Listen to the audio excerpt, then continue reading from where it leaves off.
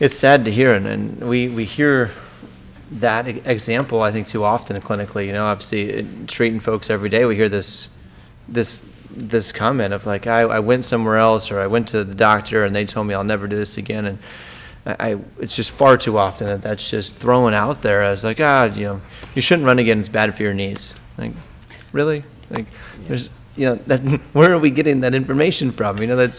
That's a person's opinion, and maybe running defines that person's life, defines their lifestyle, defines their friendships, their social interactions. Who are we to say that they can't run anymore? I did not know your story before. I appreciate you sharing it. It's so valuable to hear, and interestingly enough, it's so fitting. I have a gentleman we're working with now, just 10 days ago, spent a night in the ICU. He was running.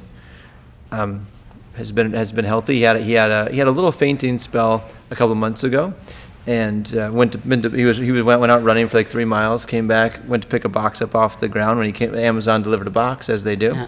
So he picked the box up off the ground and fell over, and woke up right away. But they still took him to the doc to get checked out. They put him on the EKG, had all the tests, similar things. Never found nothing. Went out running. He kind of built up his running. Got up to 7 to 9 miles, and he was on a 7-mile trail run just about 10 days ago, and went down. Doesn't remember a thing. Was out for 24 hours. Taken to the hospital, and woke up surprised to be there. And he's being told the same thing: never run again. You can't run anymore. It's unsafe. And he's like, "What am I doing here if I can't run again?" Yeah, right? yeah. That's all he cares about. Is like, well, I understand I shouldn't run today.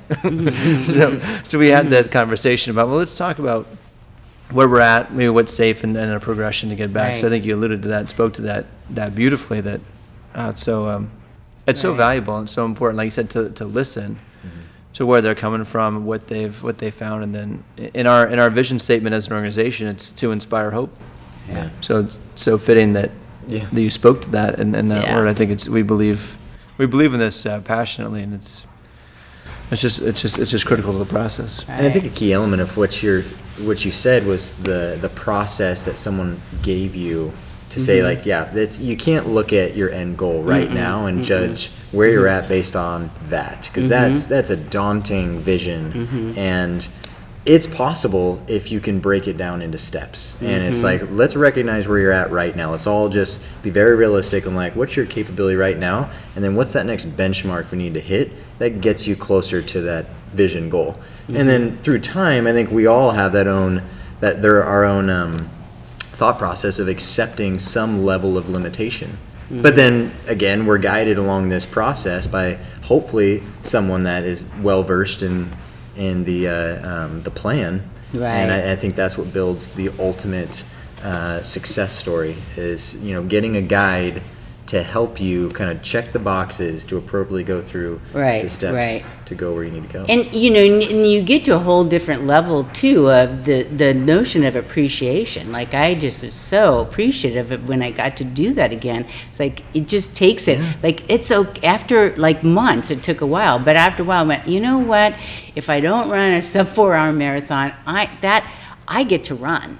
I get to do that. But when you're bringing that up about one of the things so I do a lot of work in the rec therapy department too, because I love rec therapy. It's all about getting out there and moving. That's what PT's about, all getting out there and getting stuff done. Right. But I remember I was sharing that I had presented at a conference in Cambridge when the Olympics were in London. And that was like over 10 years ago. And I remember being at this conference. It was a rec therapy conference. And they had this whole discussion where they did not ever call athletes who were disabled athletes. They called them adaptive athletes. And I went, oh my gosh, the difference of one word. Yeah, 100%. The difference of one word. Right. So when you looked at what people go out there, it's like, you can't do it, we may have to adapt it. It's like when somebody loses a leg, you can ski, but we're gonna have to adapt it. And when you think about it like that, we're just going to adapt it so it can work. That's a whole different mindset. Absolutely. You MacGyver the body.